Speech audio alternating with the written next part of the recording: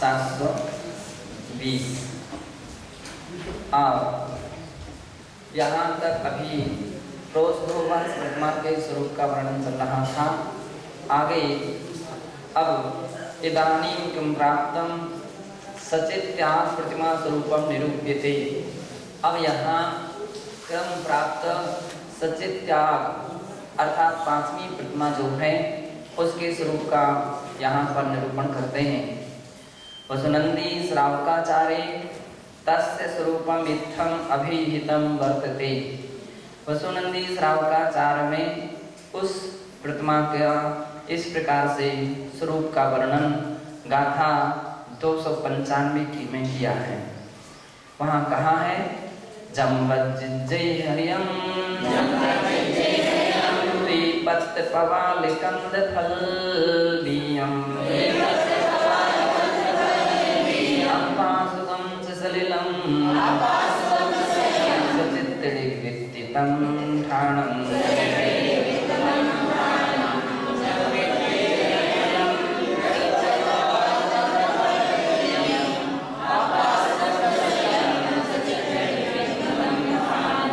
कह रहे हैं जहाँ पर जिस प्रतिमा में हरियम यानी हरि जो ऐसी वस्तु है, हरित क्या त्वक यानी छाल, पत्त यानी पत्ते, पवाल यानी प्रवाल, प्रवाल को बोलते काय चोई, कंद यानी कंद जमीन कंद ए, फल और इस प्रकार के ही जो साबत फल हैं ओ ऐसे फल, बीए साबत बीज जो अप्रासुक हैं, तथा सलिलम जल, अपासुगम ये जितने भी अप्रासुक सामग्रियां हैं वे उन्हें सचित्त निवृत्तितम ठाणम सचित्याग प्रतिमाधारी जो हैं उन सब का क्या करता है, वज्जिज्जे त्याग कर देता है, उनका सेवन नहीं करता है। तथैव सागार धर्मामृते विशदीकृतम इत्तम। यद्यपि यहाँ तक यूँ कहा जाता है कि जहाँ तक बने हरे वनस्पति आदि को नहीं लेना चाहिए, हरे पदार्थों को कम से कम उसका उपयोग होना चाहिए, तो उस वस्तु को नहीं लेना चाहिए। आप लोग वहाँ बैठ जाइए, सामने बैठ जाइए। तो ऐसी सामग्री को नहीं लेना चाहिए, और यदि लेते हैं तो कम से कम सचित नहीं लेना चाहिए, उसको अचित करके प्रांशुक करके ही ऐसी सामग्री ली जा सकती है, सचित नहीं ली जा सकती। पांचवी प्रतिमाधारी सचित का त्यागी होता है। तथैव सागर धर्मामृते विशदीकृतम एतद्। इसी बात को सागर धर्मामृत के 7वें अध्याय के 8 से 10 गाथाओं में ऐसा कहा है। हरितांकुर बीजा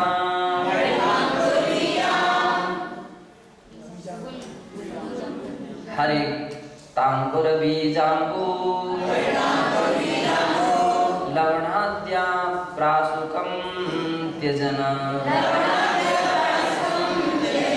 जाग्रत कृपश्चतुर्निष्ठः सचित्तविरता स्मृतः।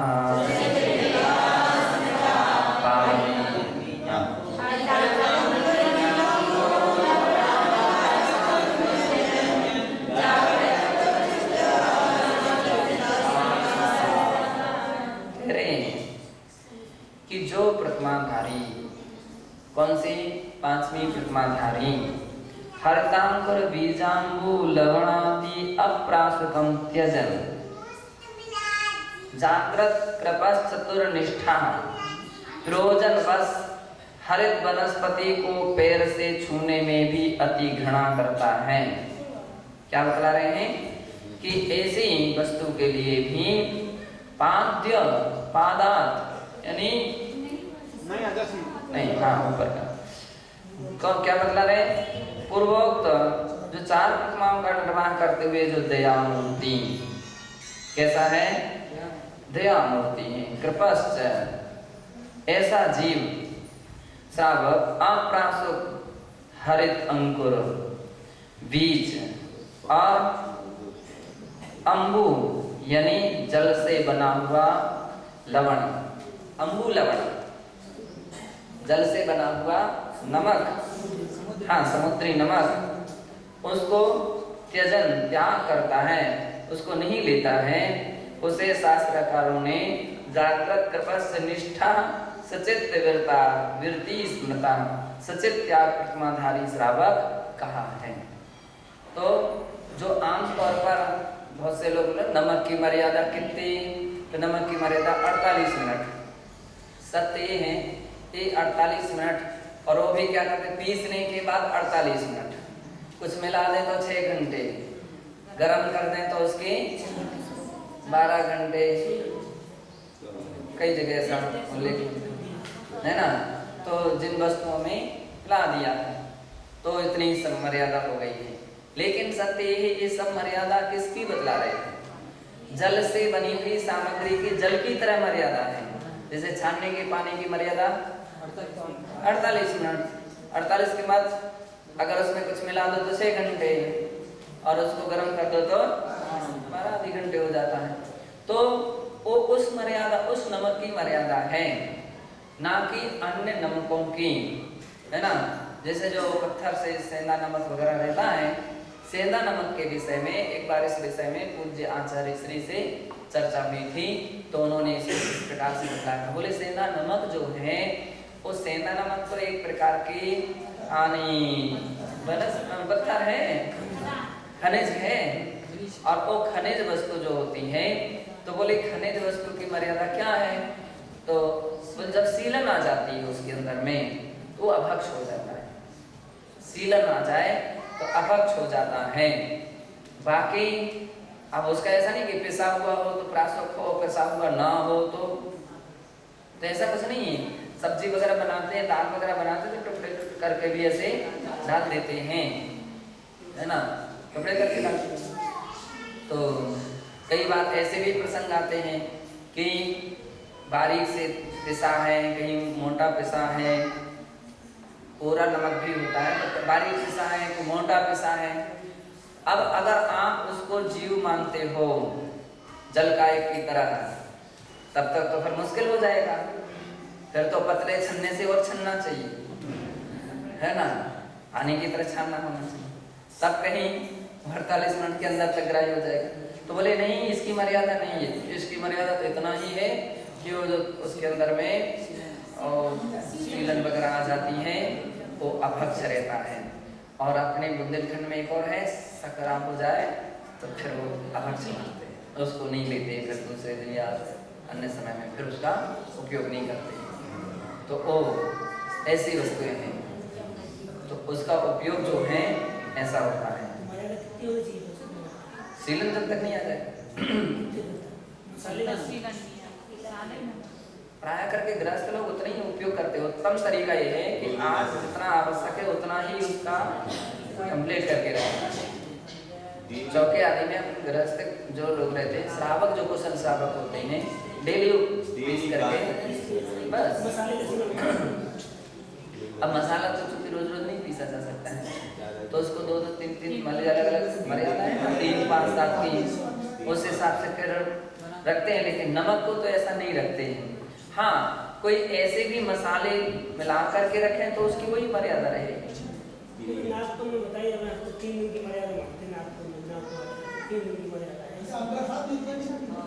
उसके तो कहीं शासन में उल्लेख ही नहीं है, ये तो देश देश की पद्धतियां और परंपराएं हैं। त्यागी वृत्तियों के लिए अभक्ष है, गृहस्थ के लिए तो नहीं है। श्रावक तो लेती है, गृहस्थ जो वृत्ति नहीं है, वृत्ति वो तो लेती ही है, वो ही ले रहे हैं। तो लेकिन उसके लिए भी तरीका है कि भाई उसको गर्म कर लीजिए या उसको थोड़ा नाजुक कर लीजिए, वो लेना चाहिए, वैसे नहीं लेना चाहिए। और वृत्ति लोग हैं वो तो वो लेते ही नहीं, वो तो सेंधा नमक लेते हैं, और सेंधा नमक की ये तरीके हैं। अन्यथा कई बार ऐसी स्थितियां भी रहती हैं, औषधियां रहती हैं जिन औषधियों में सेंधा नमक रहता है। अगर आपने ये सिद्धांत बना लिया कि वो 48 मिनट के उपरांत वो तो अभक्ष हो गया, तो औषधियाँ नहीं ले सकोगे। औषधियाँ जिनमें मान लीजिए नमक आदि डला है, तो नमक दो प्रकार के, मतलब एक तो वो रहता है जो मान लीजिए पेटेंट औषधियाँ आदि, तो उसकी तो बात ही नहीं है। हाथ से भी जो बनाते हैं ना जो अच्छे कुशल जैन वेद होते हैं, जैन पद्धति से बनाते हैं, तो उसके अंदर में सेंधा नमक डालते हैं। त्यागी व्रत यदि कोई बोल बतला दे कि हम व्रती हैं, तो उसको सेंधा नमक डालते हैं। और जो सेंधा नमक डाला है तो उसकी सीमा है, उसकी तो अवैध वो तो औषधियाँ हैं। 8 दिन की पुड़िया 15 दिन की पुड़िया बना करके देते हैं, 8 दिन की 15 दिन की महीने भर की, है ना। तो इस प्रकार से ऐसा नमक की तरीके हुआ करते हैं। महाराज ने विमल समाज ने एक बार महात्मा गांधी के लिए 18 प्रकार का नमक तैयार करके दिया था और उससे उन्होंने सम्मान पाया था। गृहस्थ अवस्था जब वो स्कूल में थे, विद्वान थे, पंडित जी थे, 18 प्रकार के नमक। तो उस समय उन्होंने महाराज से एक बार ऐसे प्रसंग आया था चर्चा नमक के विषय में, तो फिर महाराज ने उसका ऐसा समाधान किया। काला नमक भी 2 प्रकार का आता है।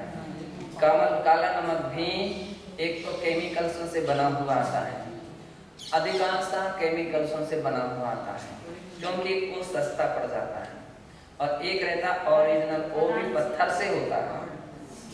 ऐसा मान लीजिए महाराज लोग बतलाते थे, पत्थर वाला भी काला नमक आता है, लेकिन वो महंगा होता है और कम से कम यूज होता है आमतौर पर, तो हर जगह उपलब्ध भी नहीं हो पाता है। तो कहीं मान लीजिए जो विशेष मान लीजिए स्थान रहते हैं तो वो लोग रखते हैं, तो वो पाषाण वाला पत्थर वाला जैसा पहाड़ इसकी रहता है, वैसे ही पहाड़ काले नमक का भी रहता है, और वो भी लगभग वैसे ही गुणधर्म का रहता है।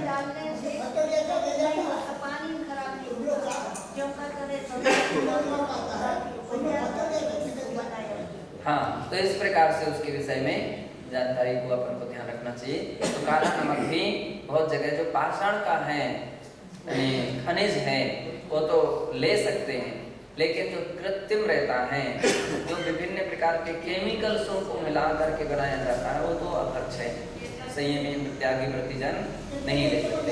सेंधा नमक भी 2 किस्म का आता है।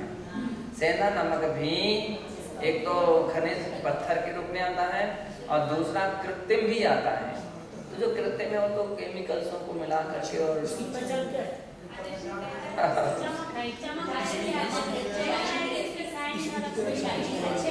सेंधे नमक, अब वो तो जो आप लोग जाने, आप लोग लाते हैं, हमने ना कभी खरीदा है ना कभी अपन ने बेचा है, बना बनाया सब पूछ लेते हैं कैसा है, उसने कहा शुद्ध है।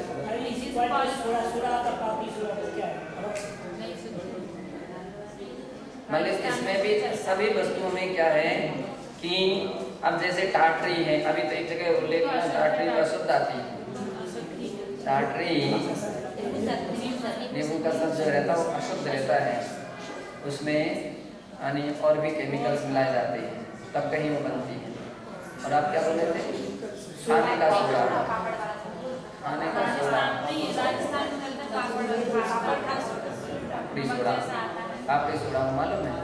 तो पापड़ी सोडा कैसे बनता है? नहीं,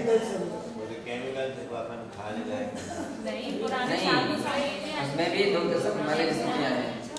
कुछ पापड़ी सोडा जो ऐसा रहता है जवाखार से, मान लीजिए जवाखार वगैरह है ना, खार की इस प्रकार की वो एक क्वालिटी है, तो उस प्रकार से भी है, शुद्ध है, और केमिकल से भी मिला दिए गए हैं तो अपने यहाँ खार बहुत किस्म के, राजगिरी का, केला का, तो बहुत किस्म के खार बनते हैं। नमक के, सेंधे नमक के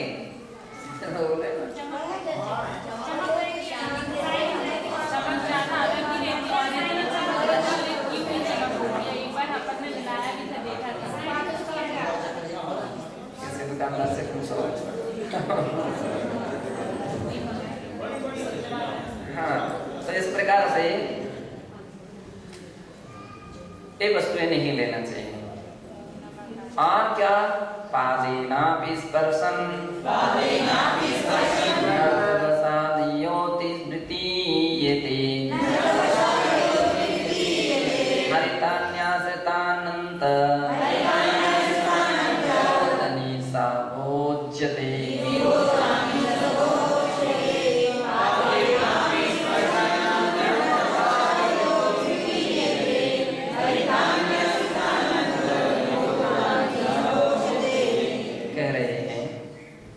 वह दया मूर्ति कौन, सचित त्याग प्रतिमाधारी जो है, करुणाशील है।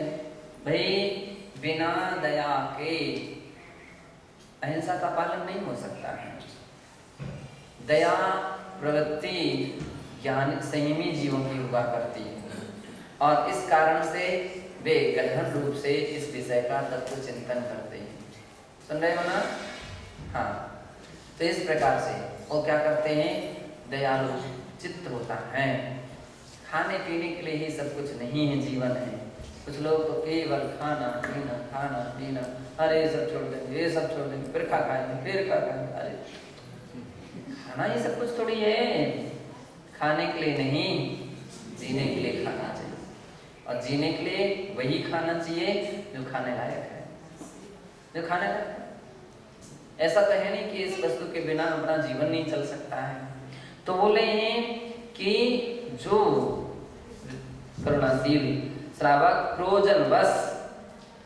प्रोजनवश हरित वनस्पति को भी क्या करते हैं, पादे नापि स्पर्शन,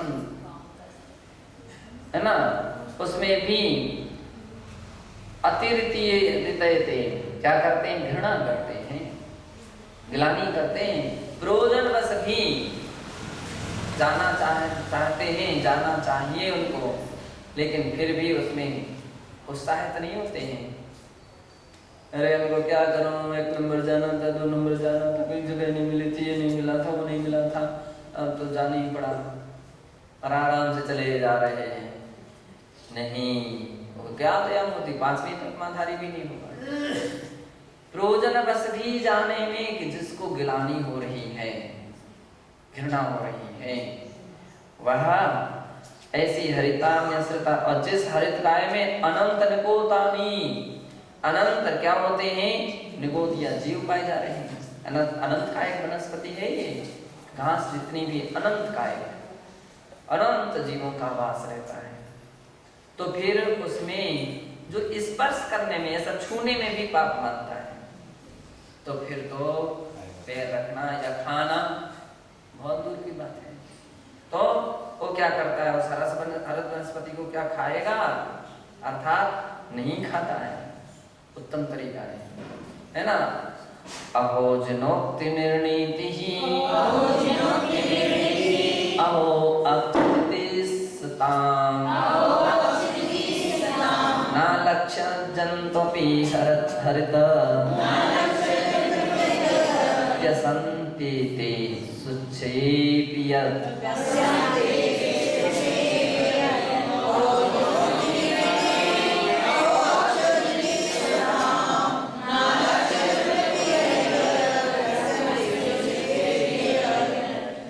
अहो जनोक्ति निर्णीति, वह अक्षजिति सस्ताम, इंद्रियों को जीतने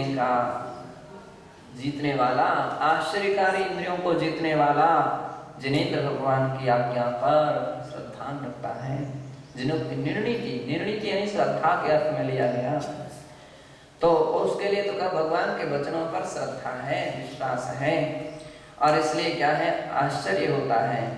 उसकी इंद्रियां जय भी आश्चर्यकारक होती हैं। और ना लक्ष्य जंतपि हरित, क्योंकि जिस वनस्पति के जंतु प्रत्यक्ष से नहीं देखे जाते हैं, व्यसत्यन्ते सूक्ष्मेऽपि यत्, उन्हें क्योंकि वे सूक्ष्म हैं, उन्हें ये प्राण जाने की स्थिति में भी भक्षण नहीं करते हैं, यानी सचेत वस्तु का सेवन नहीं करते। कौन नहीं करते हैं? सही नहीं चलते। कितने लोगों को जब अपन लोग मर्यादा की बात आती है, ये वनस्पति की कुछ मर्यादा, अरे हमसे तो हो ही नहीं सकता, हमसे तो ऐसा नहीं हो सकता। क्यों नहीं हो सकता है? हमारा एक ही और कोई आहार ही नहीं होता, यही आहार है। अरे थोड़ा सा सब विकल्पों को कुछ सीमा बनाओ, है ना। अपन लोग अभी इसलिए क्या चातुर्मास काल में क्या करते हैं, मर्यादाएं हैं 6 हरि, अधिक से अधिक, उसमें भी 6, है ना। कितनी है संघ की पद्धतियां, 6 हरि। दया धारण करो और करुणाशील हो, ये आसक्तियां छोड़ो, ये विकल्प छोड़ो कि हमारा इसके बिना नहीं चलता है। आप ऐसे साधनों का विचार करो जो हरि काय का भी, हरि वस्तु का ही त्याग है बहुत से लोगों का, हरि कुछ भी नहीं है। तो कम से कम अपन को उतनी ही सीमित सामग्री लेना चाहिए, तो दया मूर्ति कहलाते हैं। आसक्तियों को छोड़ना चाहिए, तो उस सीमा के अंतर्गत अपन को अपनी मर्यादा बना लेते हैं। तो ऐसा वो दया मूर्ति होता है। कौन सी प्रतिमाधारी, 5वीं प्रतिमा का लक्षण है। अभी आगे का तो और है, यद्यपि भोगो परिमाण व्रते भी सचित त्यागो विधीयते, भोगो परिमाण व्रत में भी सचित त्याग की बात आई है ना। किंतु तत्र सा त्यागा सातिचारोपि संभवति, फिर भी वहां उसका वह त्याग सचित सातिचारोपि संभवति, वहां अतिचार संभव है। अस्याम प्रतिमायास्तु सचित त्यागो निरतिचारतया विधीयो भवतीति तयोः अंतरं विज्ञेयः। किंतु यह सचित त्याग प्रतिमा है, सचित त्याग प्रतिमाधारी है, इसलिए यहाँ पर उसका निरतिचार पालन करने वाला वो पंचम प्रतिमाधारी होता है। ऐसा दोनों में अंतर यहाँ जानना चाहिए। उत्तम से लाठी संहितायाम, लाठी संहिता के 6वें अध्याय के 16वें और पहले अध्याय के 104वें श्लोक में कहते हैं, इता पूर्वं कदाचिद् वै सचित्तं वस्तु भक्षेत् इता परं स नाश्नुयात् सचित्तं त्यजलाद्यपि।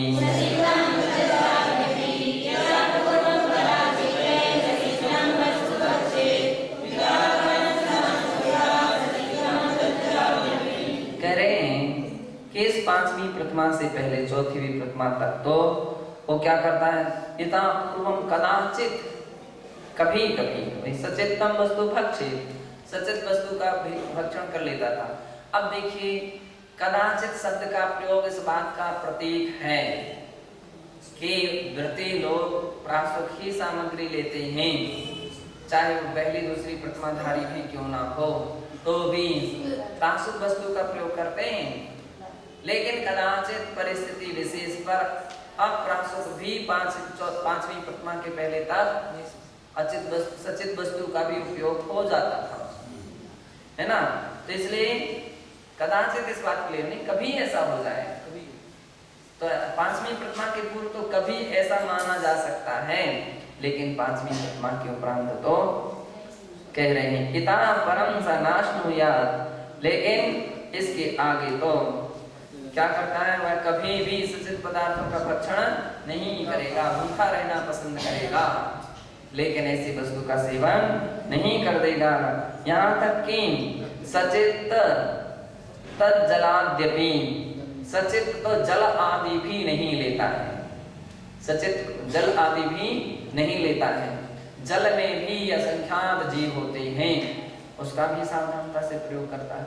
व्रती लोगों का तो लक्षण ही है कम से कम जल का उपयोग करना। कैसा, कुछ लोग आज के समय में सही तरीका तो तब मालूम चलता है जब कोई कुएं से पानी भर करके लाए और अपने हाथ से खींचे, छाने और अपना यूज करे। जब हम लोगों का श्रेयांश गृह में चातुर्मास था तो एक तो 40-50 सीढ़ियां चढ़ करके हमारा स्थान, ब्रह्मचारी लोग एक कैन से स्नान भी हो जाता था, उनके कपड़े भी धुल जाते थे एक कैन से। अब क्यों, कौन लाएगा, कौन लाएगा?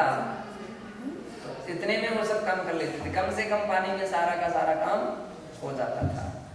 और आज के समय में व्यक्ति क्या कर रहे हैं, नल का यूज कर रहे हैं, नल का। और नल के पानी में भी क्या कर रहे हैं, छान करके जीवानी यूं ही फेंक देते हैं।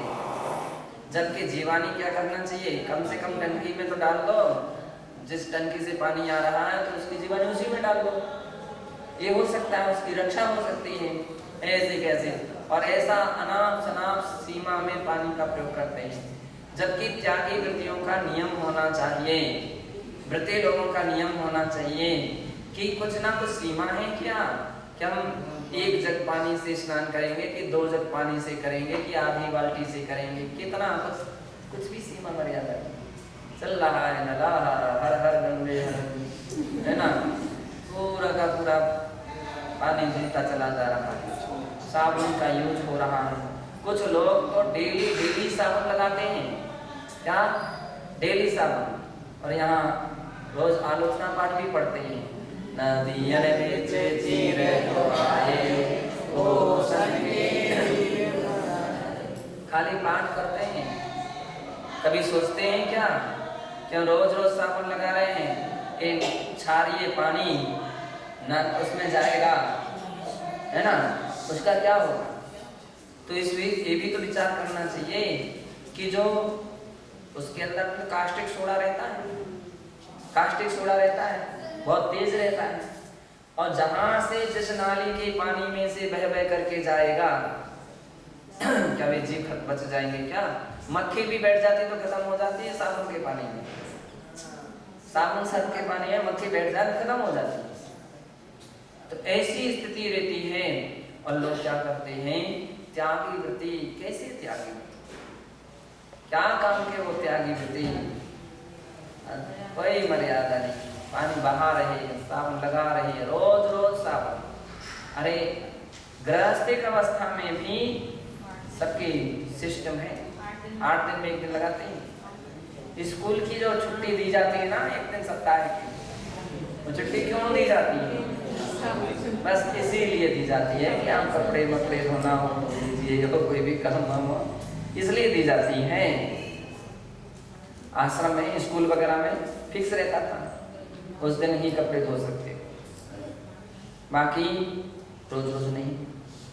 एक असंयमी अव्रती लोगों के लिए पद्धतियां हैं, और यहाँ व्रती लोगों के लिए रोज रोज साबुन लग रही है। पवन दीदी नहीं, सभी आपके अकेले नहीं, चाहे आसाम, अच्छा,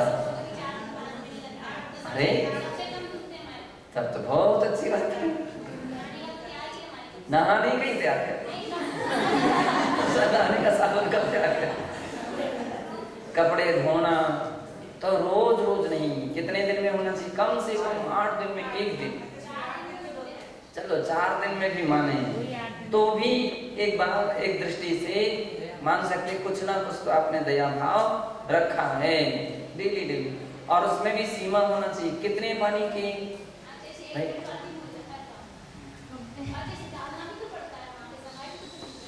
हाँ, 1-1.5 बहुत हो गया।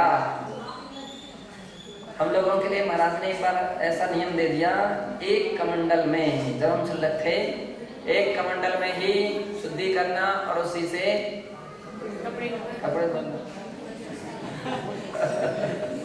अरे तो आप समझ लो कि आधी बाल्टी समझ लो, हमारे लंगोटी दुपट्टे का कमंडल इतना सा था, ज्यादा बड़ा नहीं था, तो वही मान सकते हैं। तो आप बड़े 1 जग ले लो, 2 जग ले लो, एक जितना, कहने का तात्पर्य कम से कम कुछ दया भाव रखो कि अनावश्यक। विमला जी सुन रहे हो ना,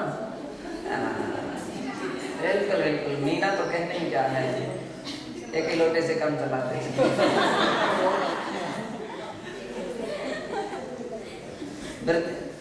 जितने भी भैया लोग हैं, है ना, फिर परेश के साबुन सौदा नहीं लगाता है, बहुत बेहरा है परेश के, मेले कपड़े पहने रहेगा, लेकिन साबुन सब नहीं। पुराने लोग ऐसे रहते थे। हम, मुझे याद है कि जब हम लोग कटनी में थे तो वहाँ एक ब्रह्मचारी आते थे, नाम तो मुझे इतना ध्यान नहीं है, लेकिन कौन से ब्रह्मचारी थे, एक आते थे और बेचारे वो भी फिक्स था उनका पानी, एक उससे वो कपड़े धो लेते थे, उसी में गीले कर लेते थे, बाल्टी में ही रख रख करके उसी में उसी में वो करते रहते थे। और अंत में ला करके थोड़ा सा दूसरी बाल्टी में पानी डाला, जो करके डाला।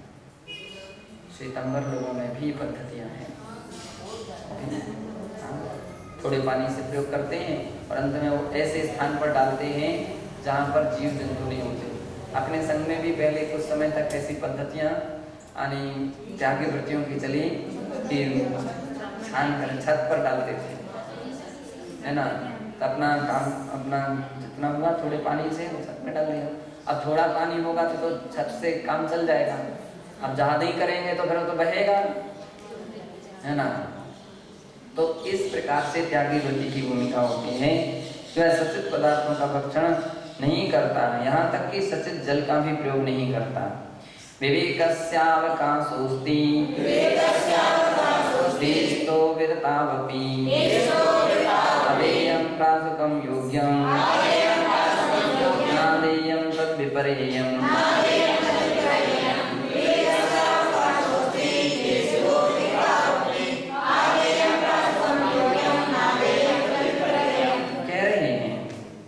विवेकस्यावकाशोऽस्ति देशतो विरतावपि, जो एक देश त्याग करने में भी विवेक या विचार की आवश्यकता होती है। क्या बतला रहे हैं?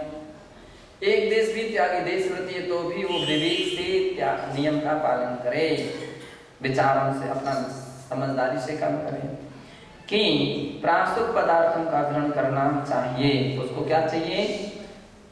आदेयम प्रासुकम योग्यम, आदेय प्रासुकम योग्यम प्रासुकम आदेयम, जो योग्य और प्रासुक है उसको ही ग्रहण करना चाहिए।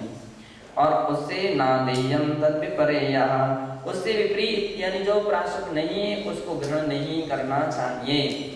ओ अप्रासुक वस्तु को नहीं लेता है। ठंडी के दिन आ जाते हैं वैसे तो गर्म पानी अपने हाथ से करो ना, उतना ही करो जितना आवश्यक है। कई बार बहुत सारे लोग कमंडल में पानी भरने वाले के लिए परेशानी खड़ी कर देते हैं, है ना। हमको तो बेचारा परेशान हो जाएगा, वो थोड़ी इन सब व्यवस्थाओं में है। तो कितने सारे लोग ऐसे भी रहते हैं, हम गर्म पानी का प्रयोग करते थे। गर्म पानी का प्रयोग अपने हाथ से करो ना, तब तो दया मूर्ति कहलाओगे। तुम दूसरे श्रावक के ऊपर परेशानी खड़े करके रख दो, दूसरे के कमंडलों का पानी कहीं जबरदस्ती लेकर के जाओ तो गुस्सा होता है, परेशान हो जाएगा। तो उसके लिए भी तो तकलीफ हो रही है। प्रासुक आपका भी त्राक नहीं है, किसका? देश वृत्ति यानी श्रावक हैं, श्राविका हैं, वे अपना सामग्री प्रासुक कर सकते हैं, गर्म कर सकते हैं, है ना। वो तो कर सकते हैं, और जो कर सकते हैं तो उनको अपने हाथ से काम करना चाहिए।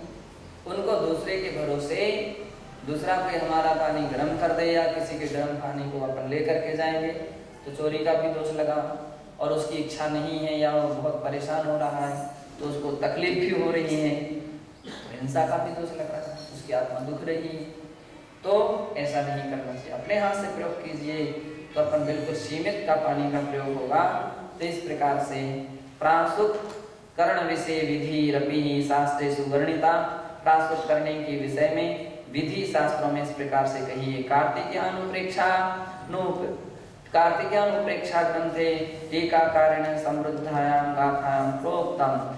कार्तिकेयानुप्रेक्षा ग्रंथ की गाथा 379 में टीकाकार ने एक उद्धृत गाथा का वर्णन किया है। उसमें कहा है तत्तं पक्कं सुक्कं अम्बिल लवणेहि मीसियं दव्वं चंचन्तेन छिन्नं सर्वं आश्वयं भणियं।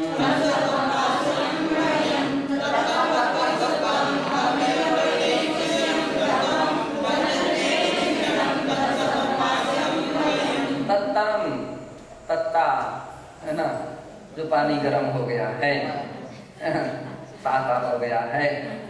पक्का जो सामग्री तत् है, पक्क है, शुक्र यानी सूख चुकी है। अविलम अम्बिल आम्ल रस आदि से मिली हुई है। लवण हिम अथवा लवण नमक आदि से मिश्रित हो चुकी है।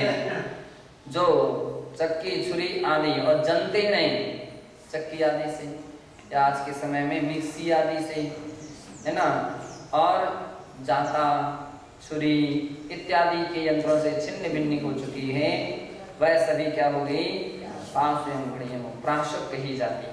अब बहुत सारी सामग्री हैं जो छिन्न भिन्न करने से प्राशक हो सकती, कुछ सामग्री ऐसी है कि जिसको गर्म करने से प्राशक हो सकती है, कुछ सामग्री ऐसी है जो सूखने के उपरांत प्राशक हो सकती है, कुछ सामग्री ऐसी जिसमें नमक आदि मिलाने से प्राशक हो सकती है। सभी एक जैसी नहीं है, सभी की अपनी अलग अलग पद्धतियां हैं कि कौन सी सामग्री कैसे प्राशक हो सकती है। अब पानी को नहीं सुखाया जा सकता, सूखेगा तो पानी रहेगा ही नहीं, तब उसको क्या करना चाहिए, उसको गर्म करना चाहिए। इसी प्रकार से फल आदि हैं वो पके हुए होना चाहिए, है ना, तो पके हुआ फल और प्राशक है। अब पके हुए फल को गर्म करने की आवश्यकता नहीं रहती है, पक्कम स्वयं प्राशक तरीका है, लेकिन अचित होना चाहिए, उसको क्या साबुत नहीं ले सकते, उसके विभाग होना चाहिए। सुक्कम कुछ सामग्री यदि बिना सुखाए वो प्राशक नहीं हो सकती, जैसे हल्दी, अदरक, है ना, तो सौंठ और अपन को ले सकते हैं, आलू थोड़ी सूखता है।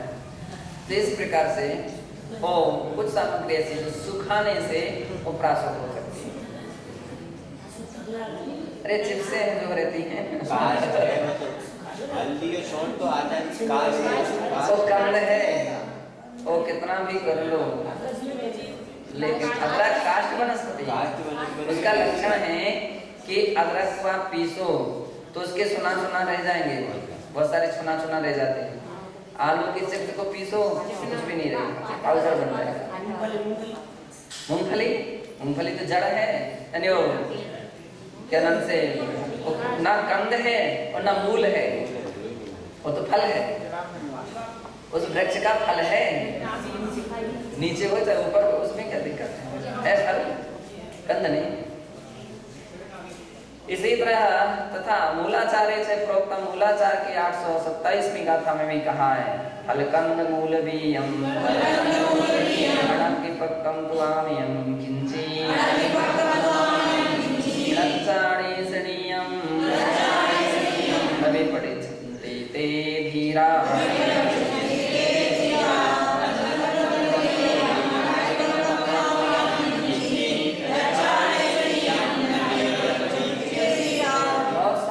फल होते हैं जो छिन्न भिन्न करने से प्राशक नहीं होते, जैसे टमाटर वगैरह, अमरूद वगैरह बीज से जो रहते हैं वे कितने भी छिन्न भिन्न कर दो प्राशक नहीं हो सकते, वो गर्म करना चाहिए, या तो फिर बीज पूरे अलग होना चाहिए,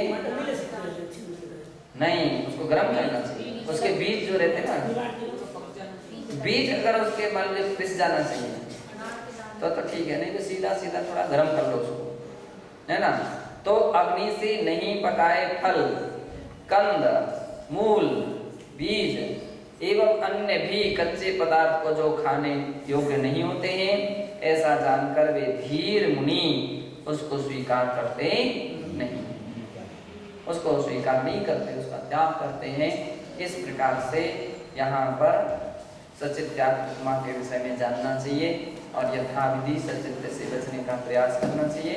आगे रात्रि त्याग उपमा का